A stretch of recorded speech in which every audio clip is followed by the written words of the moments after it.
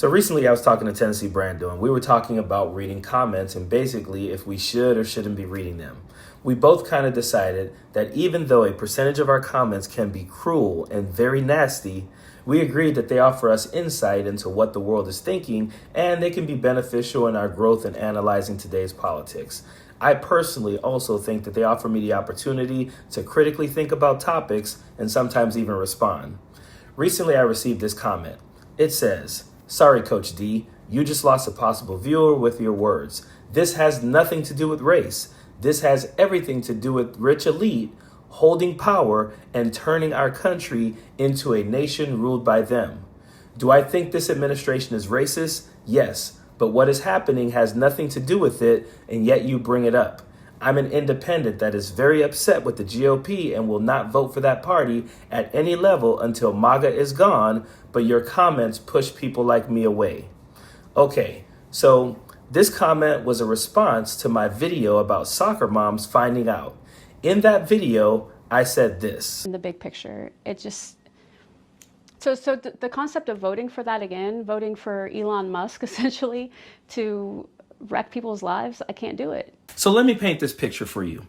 They identify her as a church-going conservative woman, okay? And then later she talks about how her and her friends, they were all for the Trump administration. Yeah, we thought that in the big picture, the waste, fraud, and abuse, all good things. The picture I want to paint for you is this suburban woman and her friends sitting around saying, Trump's going to get rid of DEI and wokeism. I love that. Trump's going to get rid of the Mexican people, going to finally close that border. Love that. Trump's going to freaking end all this, gay and trans stuff. We're going to, yeah. Like these people sat around and were racist bigots with each other. They were absolutely okay when they thought Donald Trump was just going to hurt marginalized communities. And now, if I lived there and there were a handful of Republicans there, I tell them get the hell out.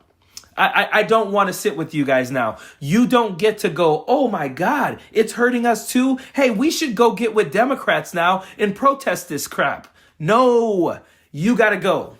You got to go because we warned you guys. I don't want to be friends with you now. I don't want to hang out with you because the second you get your job back, the second Trump goes, oh, I didn't realize it was hurting some of the conservative people. Let's give them their job back.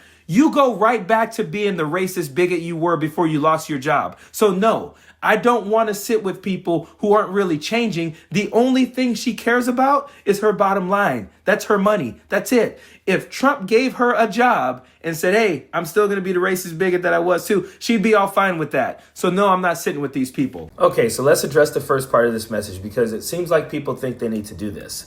You just lost a viewer. Okay, cool. This is not an airport. You don't have to announce your departure.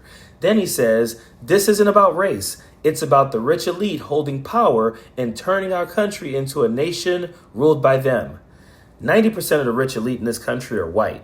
When people say it's not about race, it's about the rich, it's typically because they are white and they hate the idea of thinking they're benefiting from systemic racism that in most cases they disagree with.